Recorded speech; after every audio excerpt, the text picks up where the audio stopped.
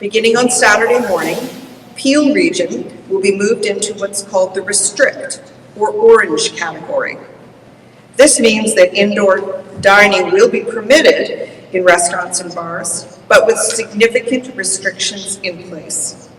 It also means that our gyms and fitness centers will be allowed to have indoor classes, also with some restrictions.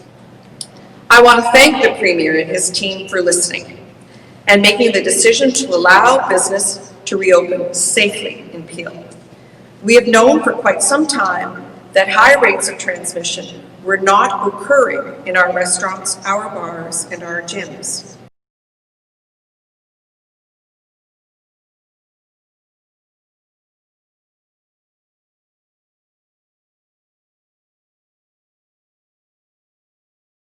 That the region of Peel is in a dire situation.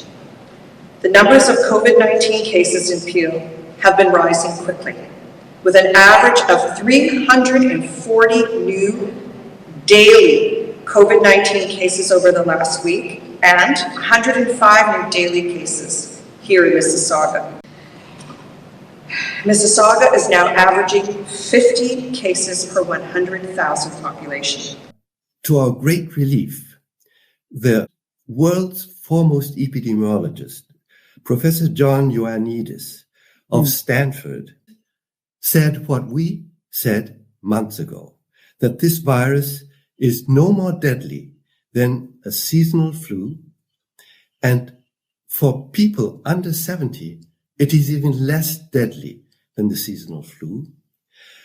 If you are under 70, your chances of dying with or because of this virus are less than 0.1%.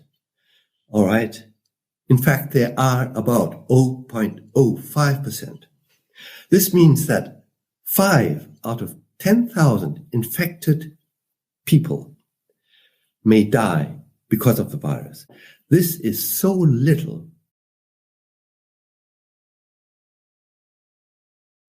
But the reality, as hard as it may be to stomach, is that the virus has been fully unleashed in our community. This is so little. The WHO just issued a statement which confirmed that Professor Ioannidis' position of Stanford University is correct, that the mortality or the lethality of this virus, whatever it is no worse than the common flu at 0.14%. But what concerns me more than the positivity rate or the number of cases per 100,000 is what our hospitals are facing right now. The situation at Brampton's William Osler Hospital is grim. Right now, the hospital is at full capacity and dealing with more than 50 COVID-19 hospitalizations and more than 50 pending cases. That means hospitals are well above capacity, forcing them to send patients to other hospitals across the province to make room for the COVID-19 surge. So if I'm following correctly, it's almost like you're saying the hospital the situation in hospitals was like a pre-existing condition, essentially. This was an underlying problem already, and it's just been exposed by the pandemic, almost akin to, the long-term care situation that was exposed by the pandemic in wave 1. Is that correct? Yeah, I think it's fair to say we had a crisis in healthcare long before the pandemic arrived.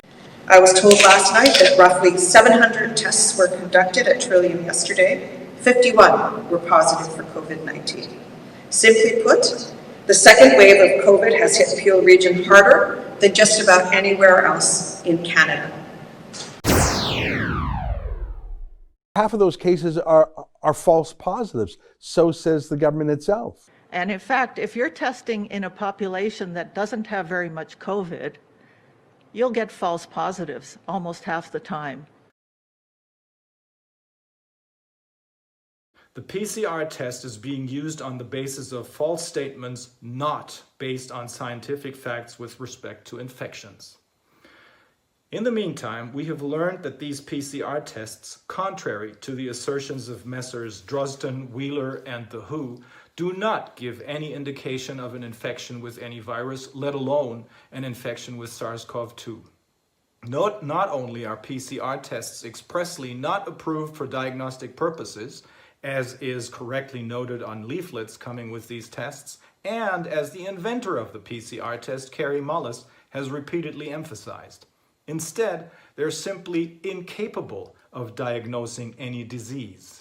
People who've recovered from the virus and they're clinically well, and you can no longer culture virus from a sample from their mouth or airways, still can be positive in the PCR test. And that's because, as you say, the test is not a test for virus, it's not a test for living virus.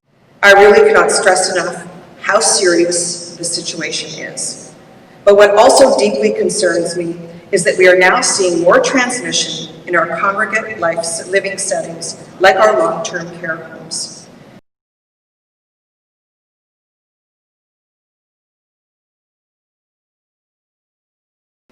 And we know that how dire the situation was in the long-term care facilities during the first wave of the spring. Everyone in our community has to step up right here and right now. The Registered Nurses Association of Ontario is asking the province to shut down everything but essential businesses for 28 days in the red zones to try and protect the long-term care homes. Is that something you would consider once you actually have an answer on that?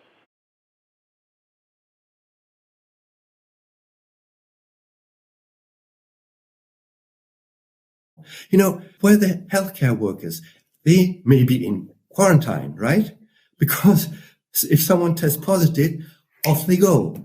2 weeks, bye-bye. And then you say, oh no, we have no one to take care of, and then they die all alone because no one is allowed to visit them. This is inhuman. That's what this is all about. It's about creating fear so that people will not ask any questions, but do as they're told. I know this because there was a paper that was leaked by someone in the office of the German Secretary of the Interior. And this paper is now called the Panic Paper. And it includes explicit directions for the government of how to create panic. One of the things that is stated in there is make children feel responsible for and this is a direct quote, for the tortured deaths of their parents and grandparents if they don't adhere to the social distancing rules, the mask wearing rules, all these anti-corona regulations. I do want to make it very clear, however, that I support both the province's decision to place Peel into the red zone, as well as Dr. Lowe's additional measures.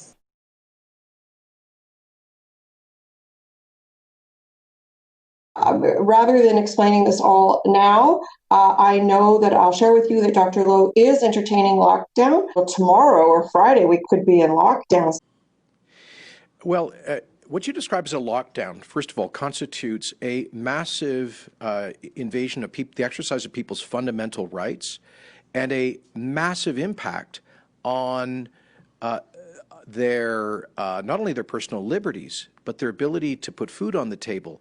While we have to take the COVID threat very seriously, it is currently projected to be the 11th most common cause of death in Alberta this year. To date, we've lost approximately 340 lives, sadly, to COVID-19. In a typical year, 16,000 to 17,000 people pass away in Alberta. And so currently, this represents a tiny proportion of the deaths in our province. Currently, the number of deaths amongst people over the age of 65 in Alberta, who of course are those most threatened by COVID-19, is below the 5-year average, but the number of deaths for people under the age of 65, who are much less affected by this disease, is significantly above the 5-year average.